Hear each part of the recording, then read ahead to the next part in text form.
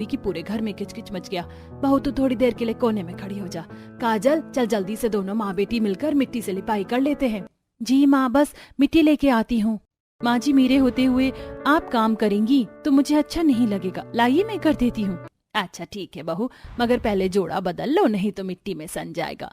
इधर गरीब बहू कच्चे ससुराल की लिपाई पुताई करती है, वहीं अमीर बहू बाथरूम से थकान उतार कर निकलती है। शावर लेने के बाद कितना फ्रेश फ्रेश हल्का हल्का फील हो रहा है।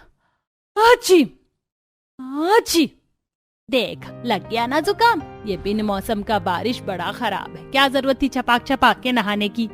मम्मी जी, बारिश मेरी मनपसंद बारिश के ठंडे ठंडे बर्फ जैसे पानी में नहाने का मजा अलग है।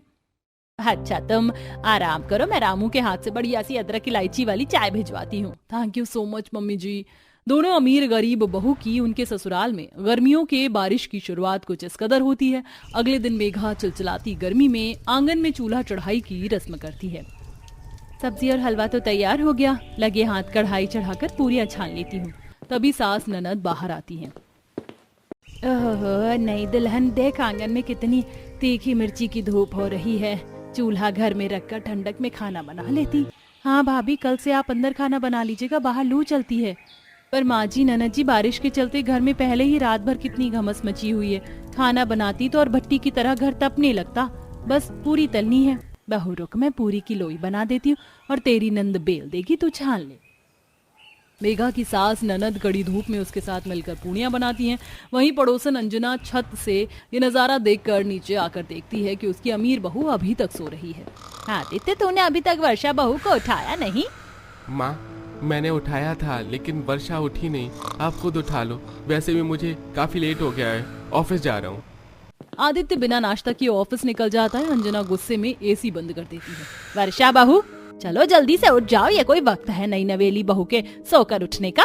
आज तुम्हारी पहली रसोई है। उफ सासू माँ, क्यों आप मेरे कान के पास कचर कचर कर रही हैं? अच्छी खासी नींद आई थी, कितना ठंडा मौसम हो रहा था बारिश के बाद। आप कबाब में हड्डी बनने चली आई। नाक सिकोड़ते हुए वर्षा खाने के मेज पर आकर बैठ जाती है।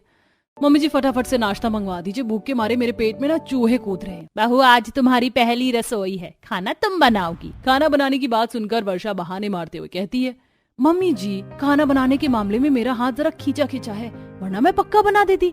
और वैसे मम्मी ने कहा था कि जब तक हाथों की मेहंदी ना छूटे मैं खाना ना बनाऊं, अब शगुन होता है। अंजना गर्मी में पसीने पसीने होकर खुद खाना बनाती है।